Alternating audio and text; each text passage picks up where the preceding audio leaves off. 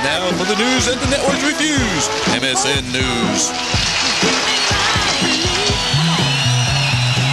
Starring Anchorman, Bob Sawyer.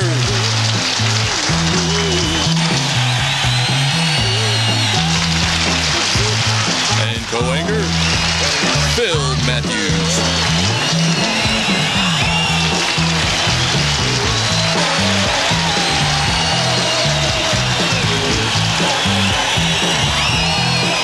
This week brought to you by Murder Mystery Cards, the most gruesome murderers of all time, on a playing card. Hello, I'm Bob Sawyer, and I'm not wearing any pants. Well, April 15th has come and gone, and if you're like most Americans, the government has taken their fair share of your hard-earned money. But there are many folks out there that have, either by hook or by crook, paid little or no taxes at all. In fact, the number of people who have legally paid no taxes at all due to the government giveaways, handouts, or special exemptions has grown by some 300% in the past 5 years, making it difficult to identify those who do pay their taxes and those who don't. Well, not being one to pass up a new marketing venue, Calvin Klein plans to come out with his new middle-class look in time for next year's tax season.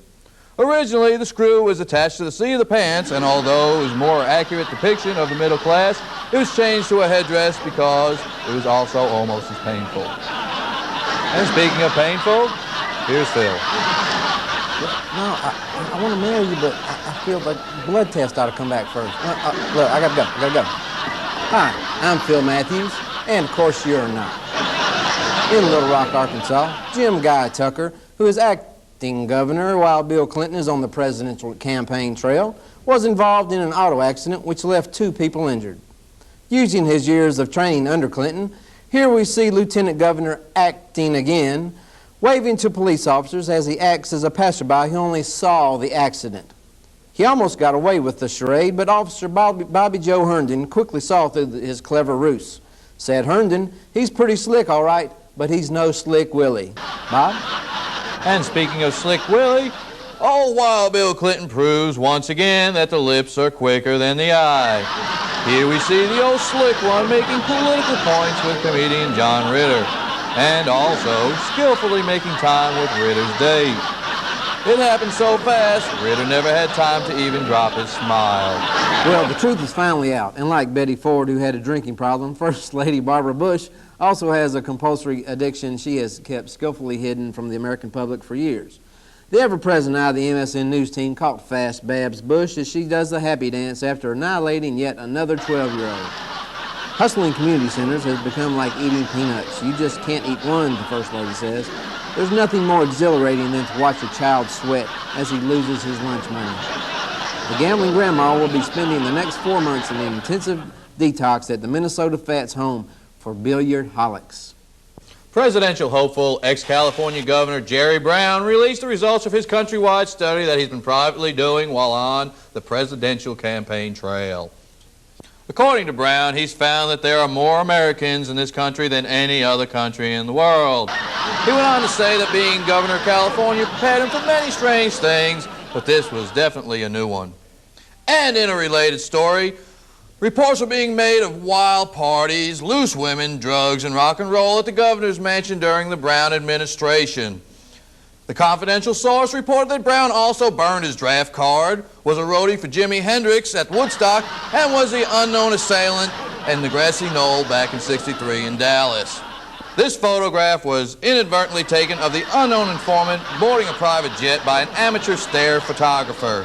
The photographer, Anita Jobs, said she couldn't get a clear look to see who it was, but the jet had a large red pig with a flower in its mouth painted on the side of it. V8? Damn, I thought you said I could have Kuwait.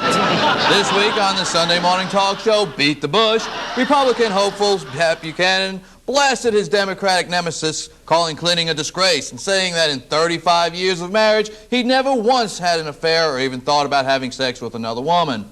Well, in response to the obvious innuendos, Clinton, being as sharp as ever, produced this photo and said, yeah, and we can see why, too. Phil, back to you. Thank you, Bob. Here in Memphis, workers last week removed the I've Been to the Mountaintop monument honoring Dr. Martin Luther King Jr. from the Mid-America Mall.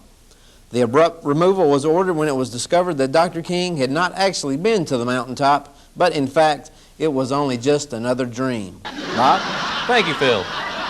Over in Nashville, State Senator Steve Cohen, a Democrat from Memphis, has proposed legislation that would require all state facilities, concert halls, parks, and other places of large gatherings to have more women's toilets than do men's. This is due to the fact that, as State Senator Cohen says, that women just take longer to do it than men do.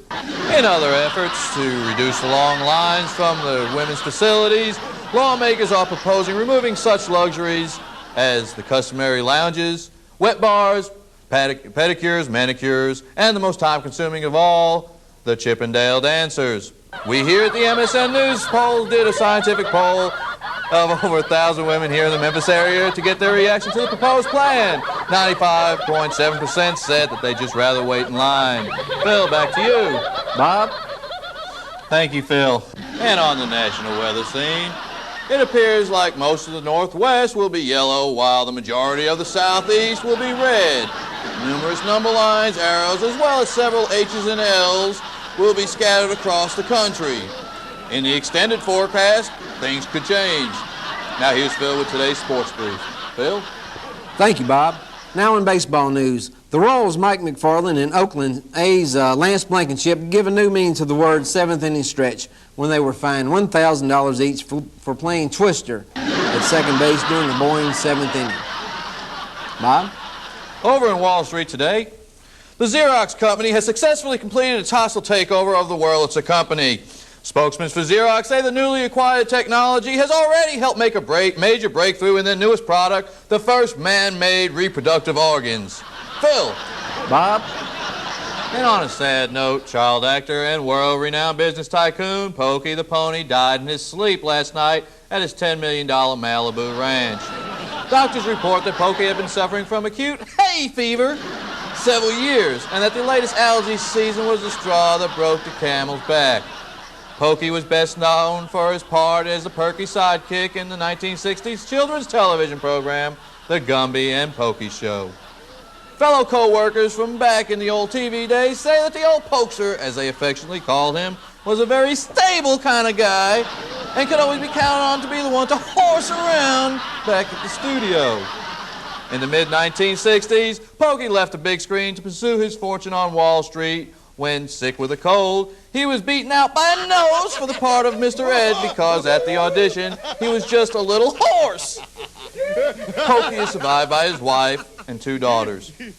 Already, though, rumors are surfacing that Pokey had a mistress during his wild and carefree days as a Hollywood actor. Seen here, Ms. Donna Key, an ex-Italian actress, has come forward to stake her claim to the multi-million-dollar Pokey fortune. I wasn't his love slave for over 10 years, says Ms. Key. I gave up a brilliant career as acting for that orange stud, and now I'm not going to be treated like just another pretty ass, and that's why I'm suing for Palomino money. Another tragedy struck the entertainment industry today when it was announced that Tabby the cat, the widow of Morris the cat, became yet another statistic of celebrity pet date rape. Seen here earlier in the evening, relaxing with her escorts Bruno Tyson, Chappie Kennedy, and Jimmy Swaggart's dog Voyer.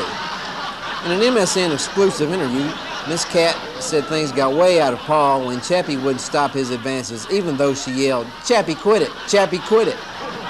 Bruno Tyson denied everything, and Swaggart's dog broke down in tears, admitting that yes, it did actually happen, but he was only watching. Bob? Thank you, Phil.